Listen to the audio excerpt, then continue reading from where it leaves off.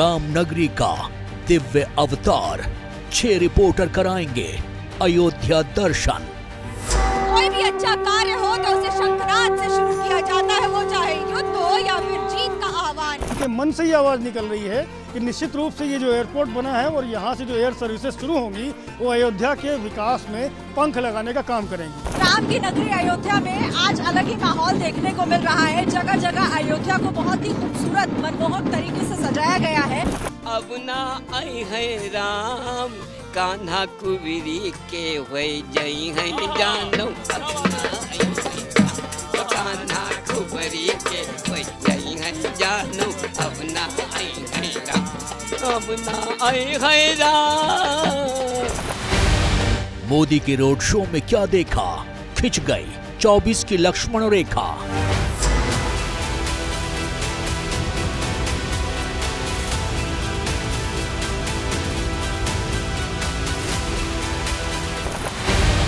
कोई तस्वीर नहीं बचेगी, चप्पे चप्पे पर रिपोर्टर की नजर रहेगी।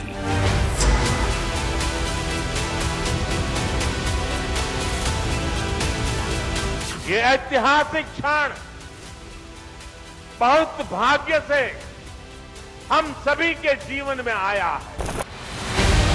प्राण प्रतिष्ठा से पहले की रेकी रिपोर्टर बताएंगे आंखों देखी।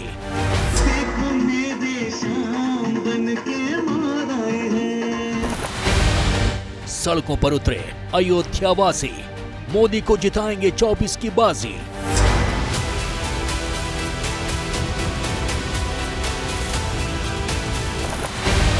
लता चौक से राम पथ, जीत का विजय पथ।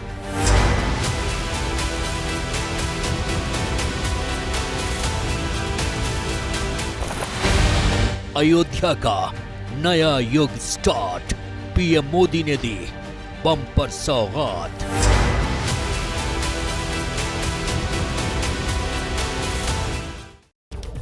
नमस्कार, स्वागत है आपका एबीपी न्यूज पर। मैं हूं आपके साथ शिरीन और राम की नगरी अयोध्या से ये स्पेशल बुलेटिन आप इस वक्त देख रहे हैं। मेरे साथ मेरे 5 सहयोगी भी आज यहां मौजूद हैं और सबसे पहले मैं आपको ये बताना चाहती हूं कि अयोध्या में मैं कहां मौजूद हूं। मेरे पीछे इस वक्त जो आप देख रहे हैं वो लता मंगेशकर चौक है, वही लता मंगेशकर चौक जहां आज दोपहर जब प्रधानमंत्री नरेंद्र मोदी यहां आए, जब उनका ये दौरा हुआ तो उस दौरान वो इस ऐतिहासिक चौक पर रुके, कुछ देर इसकी खूबसूरती को निहारा और फिर उनका काफिला यहां से आगे बढ़ा। लेकिन आज दिन भर कैसे अयोध्या में जो उत्सव मनाया जा रहा है बीते कई दिनों से, कई महीनों से, उस उत्सव में प्रधानमंत्री के इस दौरे से 4 चांद लग गए, ये हम अपने सहयोगियों से समझने की कोशिश करेंगे। आप देख रहे हैं अभिषेक मेरे साथ हैं, मनोज्ञा मेरे साथ हैं, आयुषी और मेरे इस तरफ संजय और साथ ही हमारे साथ ऋषि, ये 5 रिपोर्टर और मैं भी, बल्कि आज हम सुबह से लगातार अयोध्या में उन तमाम जगहों पर मौजूद थे जहां जहां प्रधानमंत्री नरेंद्र मोदी का काफिला जहां से होकर निकलना था, या फिर जहां से एक बड़ी जनसभा को भी संबोधित प्रधानमंत्री ने किया। लेकिन आइए सबसे पहले आपको मैं अपने सहयोगियों की आंखों देखी बताती हूं और संजय, शुरुआत आप ही से करते हैं। बताइए हमारे दर्शकों को कि आज का दिन अयोध्या के लिए ऐतिहासिक क्यों है? प्रधानमंत्री का यहाँ पर आना और अयोध्या को कई सारी सौगात देना इसलिए ये महत्वपूर्ण माना जा सकता है। जिस तरह आपने देखा कि एयरपोर्ट पर वो आए, एयरपोर्ट का लोकार्पण किया, फिर वो जो रेलवे स्टेशन था वहाँ पहुँचे, नया रेलवे स्टेशन दिया, कई सारे ट्रेनें शुरू की है, तो ये सारी की सारी जो है चीज़ें ये अयोध्या के वैभव को और चमकाने वाली हैं। अयोध्या का वैभव बढ़ा है। संजय से और भी बात करेंगे, लेकिन आयुषी आप मुझे बताइए, आप बड़ी कलरफुल तस्वीरें आज दिन भर हमारे दर्शकों को दिखा रही थी, ये रंग अयोध्या का आपको कैसा लगा? बहुत अलग और एक झलकी से कहा जा सकता है शिरीन 22 तारीख से पहले कि 22 तारीख को भी कुछ ऐसा ही नजारा अयोध्या में देखने को मिलेगा। और बीते 15 दिनों से मैं यहाँ पर हूँ, हर रंग मैंने अयोध्या को देखा है, लेकिन जो रंग आज पूरे दिन भर हमने अयोध्या में देखा है, हर तस्वीर हमने जो देखी है वो मंत्रमुग्ध कर देने वाली थी।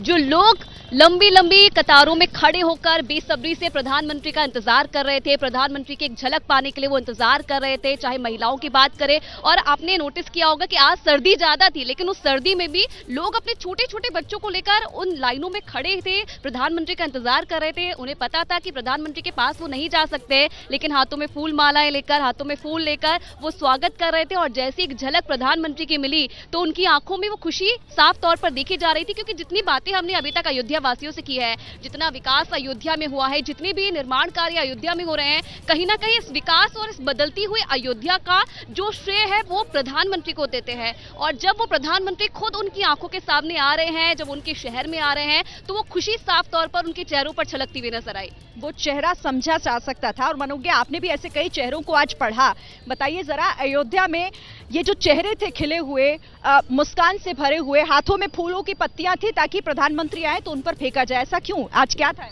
एक हारे हुए खिलाड़ी को अगर ओलंपिक मेडल मिल जाए तो ठीक वैसी खुशी अयोध्या वासियों में है कि जब आपको ये विश्वास हो जाए कि कुछ नहीं होना है और उस समय ये मंदिर बन जाए, और वो भावनाएं जब परिवार के लोग एक साथ आकर सड़क पर खड़े हों तो ये बहुत बड़ा संदेश होता है।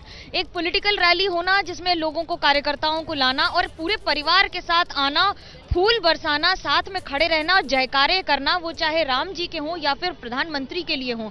और एक मैं निजी तौर पर बहुत महत्वपूर्ण बात उनके बारे में ऑब्जर्व करती हूँ, आज उनकी मां की पुण्यतिथि है। पिछले वर्ष जब सुबह सवेरे 30 तारीख को उनकी मां का देहांत हुआ था, हीराबेन का, तो वो सुबह उन्होंने अंत्येष्टि के बाद सारे दिन वर्चुअल कार्यक्रम किए थे। लेकिन एक वर्ष बाद कैसे धर्म और कर्म को साथ में लेकर चलना, ये देश में पहले प्रधानमंत्री के तौर पर कर रहे हैं। लेकिन अयोध्या आना, जो कि हमें लोगों ने बताया कि बहुत कम ऐसा हुआ है जब कोई प्रधानमंत्री अयोध्या आए, यहाँ तक कि उत्तर प्रदेश के मुख्यमंत्री भी बहुत ऐसे कम हैं जो अयोध्या आते थे। राजनीतिक तौर पर आप इसे देख सकते हैं, लेकिन धार्मिक तौर पर एक अनअपोलोजेटिक प्राइम मिनिस्टर के तौर पर खड़े रहना बड़ी बात है। धर्म और कर्म को कैसे साधा जाता है, ये प्रधानमंत्री नरेंद्र मोदी से सीखा जा सकता है, क्योंकि कई बार ऐसी तस्वीरें हमने देखी। अभिषेक और ऋषि, मैं आप दोनों के पास आऊंगी और आप भी अपना अनुभव हमारे दर्शकों के साथ शेयर कीजिएगा। लेकिन उससे पहले, जिस हजारों करोड़ की योजनाओं की सौगात एक तोहफे के तौर पर सिर्फ अयोध्या वासियों को नहीं बल्कि पूरे देश को आज प्रधानमंत्री नरेंद्र मोदी ने दी है, वो क्यों